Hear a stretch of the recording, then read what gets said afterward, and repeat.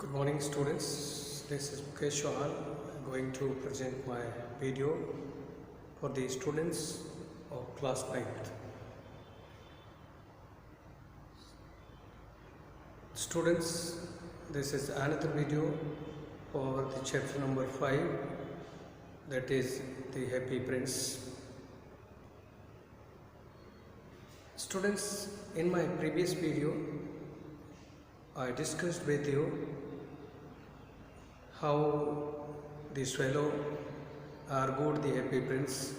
He told him that he won't be able to stay with him any longer because he was being baited by his fellow in Egypt. He was sharing his feelings that his friends would be enjoying over the Nile River. They would be enjoying the beauty of lotus flowers there. So, being in the company of him, he was not happy there since it was cold and sometimes it rained there. Therefore, he was not feeling quite comfortable. Sometimes it happens, students, that whenever you are given quite comfortable atmosphere, quite luxurious medium to live in, even then when you feel that there is no one of your own, there is no one of your own class, definitely this luxurious atmosphere doesn't give you happiness. The same was happening with Swallow, because he was alone there.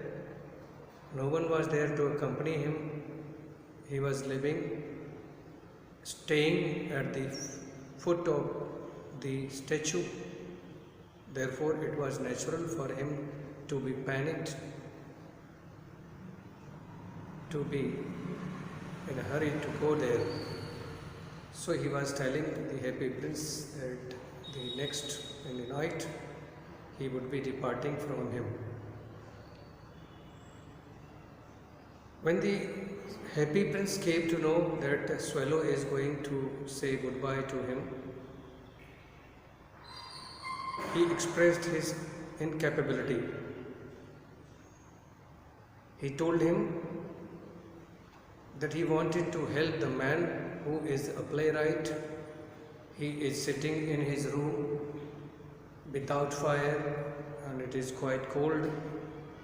He is having no food, so he is hungry, and due to this hunger he is not capable of completing his play, and without completing the play he won't get any amount, and in that case he would not be able to get his food. Therefore, the Happy Prince wished to help him. So he requested the Swallow to take one of his eyes, which were made of costly stone, sapphire. He told the Happy Prince the Swallow to take out one of his eyes and to hand over it to the playwright, so that he can sell this sapphire to the jeweler and will get some money. He could use the money for buying wood to burn fire, so that he could complete his play and he will get some money to manage his life. At this, the Swallow said, "Dear Prince, I cannot do that."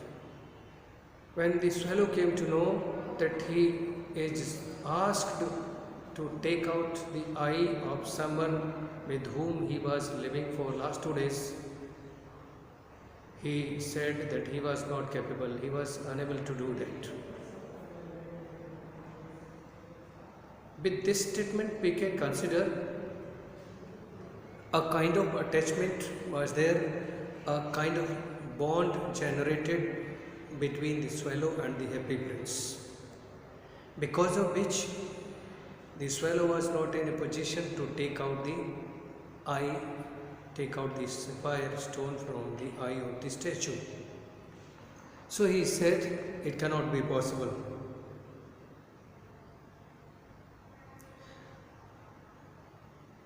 After saying that, he began to weep. In these lines, the narrator has put his best efforts to bring out the emotional quality of the readers. He has tried to show even the words are having emotions.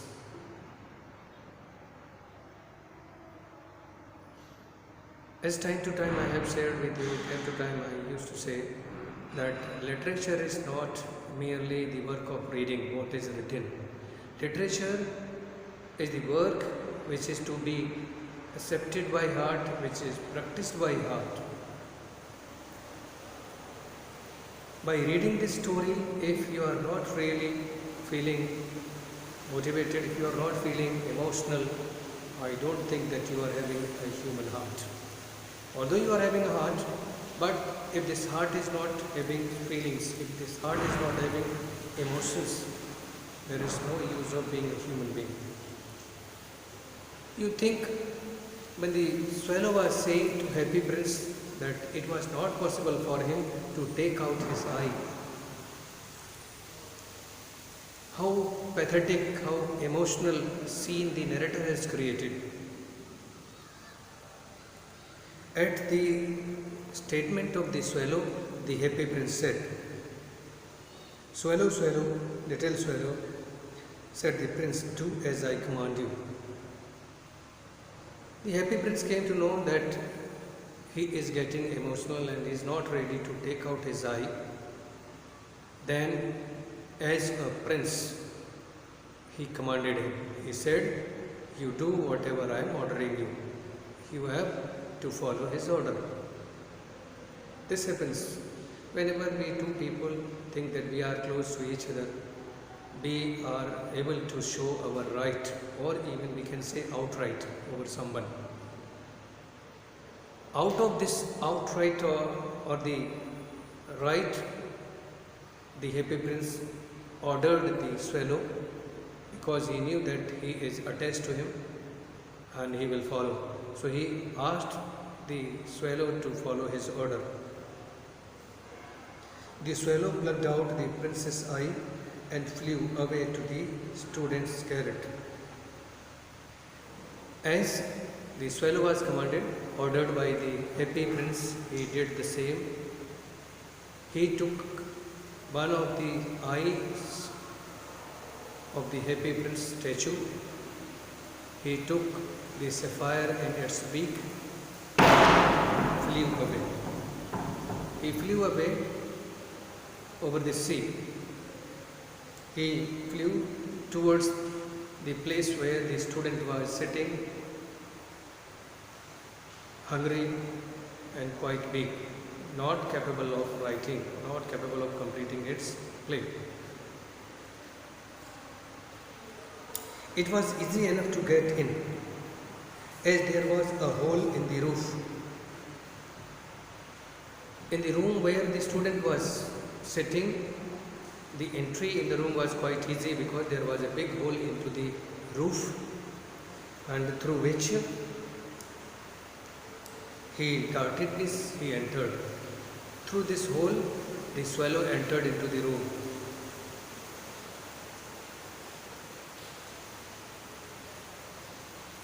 The young man had his head buried in his hands, so he did not hear the flutter of the bird's wings. The boy was sitting like this, therefore he could not hear the sound of fluttering. He could not hear the presence of the swallow in his room.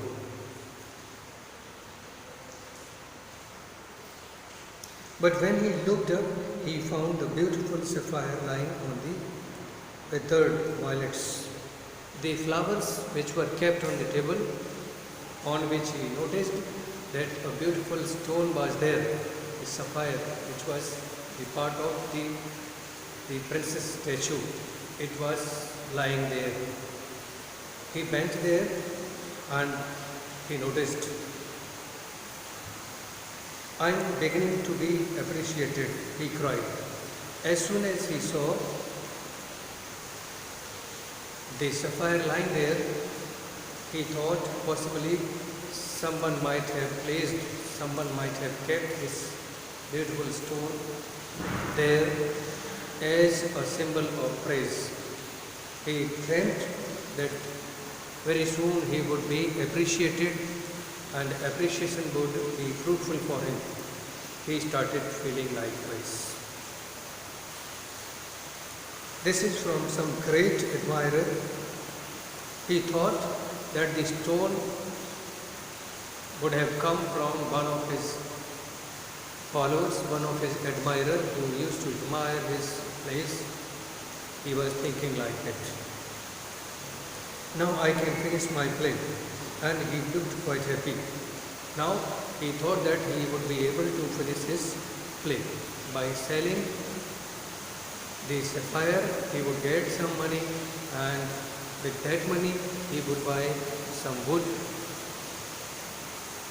and with that wood he will be able to keep his room warm, keep himself warm, and this warmth will give him motivation. This warmth will give him energy.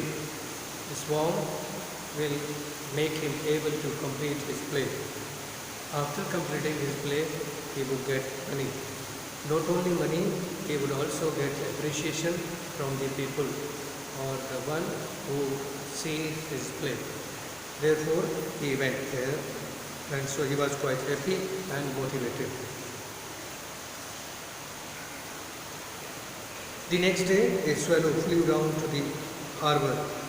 He sat on the mast of the large vessel and watched the sailors working.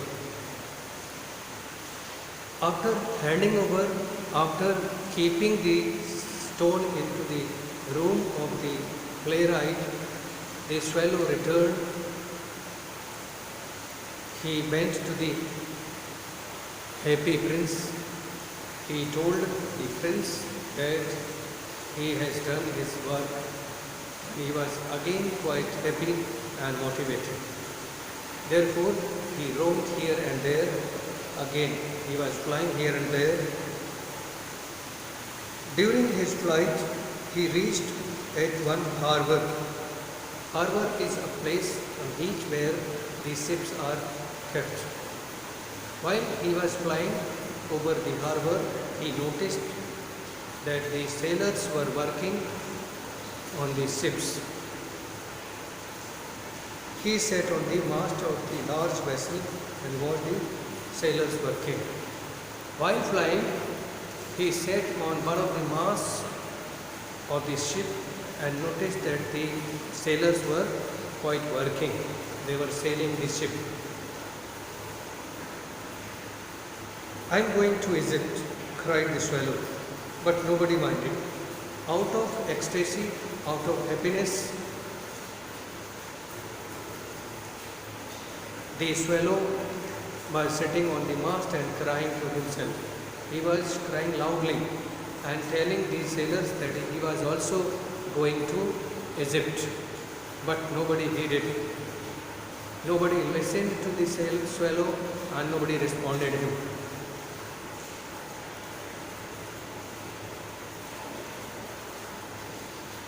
But nobody minded, and when the moon rose, he flew back to the happy prince. During the day, nobody heeded, nobody paid attention to the swallow. But when it became evening, he returned back to the happy prince. When it was dark, the moon was shining, the swallow returned back to the happy prince. "I have come to bid you goodbye," he cried. Now the swallow said that he was to say him goodbye because he was leaving that night. He has stayed there for 2 days, and in these 2 days he did whatever the Happy Prince commanded him. But he thought that he would not stay there any longer and he would go to his own country where the companions would be waiting for him, would be enjoying the water of Nile river. Therefore, he informed the Happy Prince that he was there to say him goodbye.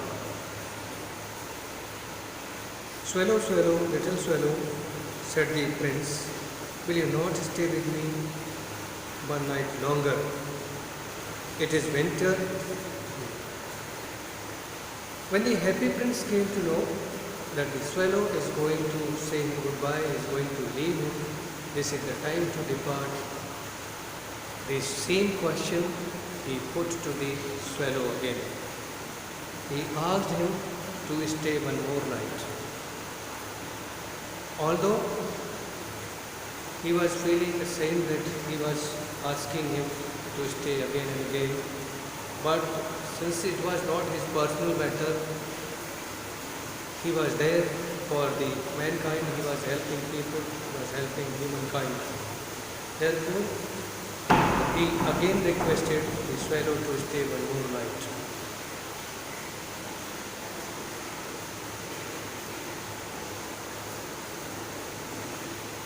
It is winter, answered the swallow, and the snow will soon be here. In Egypt, the sun is warm on the green palm trees, and the crocodiles lie in the mud and look lazy about them. When the swallow came to know that the Happy Prince is again requesting him, again asking him to be his guest for another night, he is requesting him to be his companion for one more night, he again tried to give excuses. He said, there is quite cold. He said the atmosphere here is quite cold, and so it is not possible for him to bear the cold. He said in Egypt the sun is there, the sun is bright, clear, atmosphere is hot. The crocodiles in this season come out of the sea to take sunbath. You see how beautifully the narrator or the writer of the story has presented wonderful scene of Egypt, where the swallows fly over the Nile, they enjoy the beauty of the water, they enjoy the beauty of the lotus flowers which are in the water of the Nile. He has also presented the scene of aquatic animals, how they come out to enjoy the beauty of nature, how they come to keep themselves alive into the sun, how they enjoy the beauty. This is nothing but the art of presentation. So we can say the writer has presented the aspects of humanity, the aspect of human life so beautifully. He has connected the human life with nature. He has tried to show that the existence of human beings alone is not possible. Whatever whatever conditions are there, anyhow we need the nature. So the swallow was saying that the crocodile would be enjoying the sun, therefore it won't be possible for him to stay there since it was quite cold there.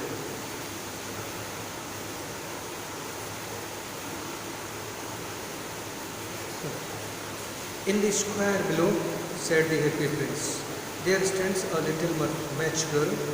She has let her matches fall in the gutter and they are all spoiled.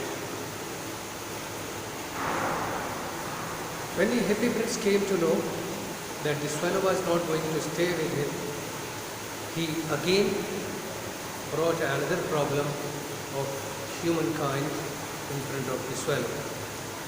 He told that he was watching at the square on the road, a match girl is sitting there. The match girl is sitting in cold.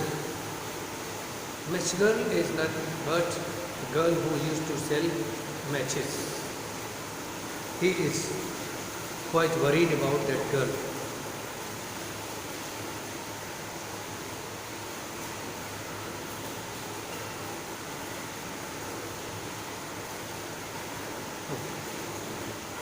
He says the girl has spoiled her all matchboxes, therefore she is worried. She is terrified of her father because her father will beat her if she does not bring home some money. Since she is supposed to bring some money after she is selling these matches, but since the matches are wet, so it won't be possible for her to sell these matchboxes, and in case she returns back without money, without selling these matchboxes, definitely she would get good beat from her father. Therefore, she is not in a position to return back home. She is sitting on the square, terrified.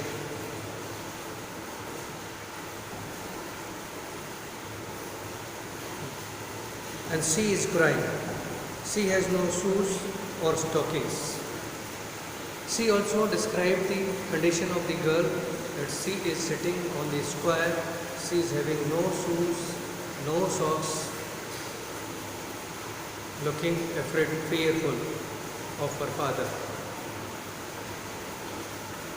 And her little hands is where he says the girl is sitting, small hands are where she is having nothing, only the matches which are wet, and she won't be able to get any money from these matches.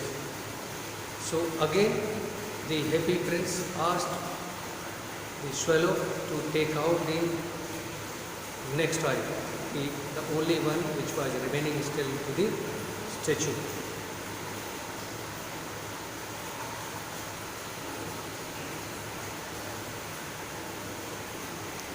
He said, pluck out my other eye and give it to the girl, and her father will not beat her. The happy prince said that I ask you to take out my another eye, the second eye, so that she will hand it over to her father, and definitely her father will not beat her. We can assume how helpful the statue of Prince was. This gives us the glimpse of the life of Gautam Buddha, who was always ready for the humankind, for the mankind, who worked for the service of mankind.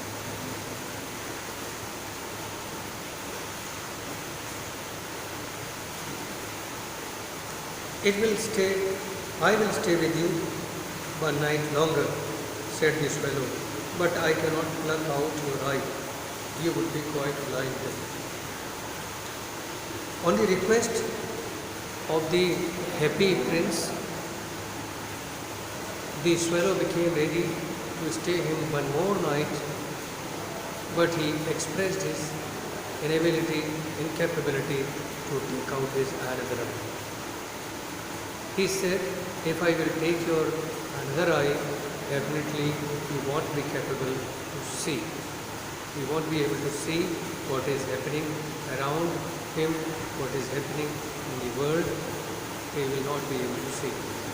But the swallow was quite concerned about his companion. Otherwise, if we talk of the present scenario, the swallow would have said, it is good if he won't have any eye and he won't be capable to see what is happening around the world. In that way, he will not ask him to stay. And all these situations, he will be free to go from there. Because the swallow was not of such nature, it was not in his behavior.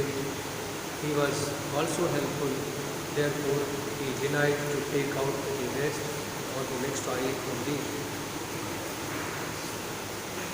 happy. He said, sorry, I cannot do. If I will take out your eye, definitely you will become blind, and I cannot see you blind. Therefore, he directly denied to do it. Thank you very much. I will discuss the rest of the story in the next video.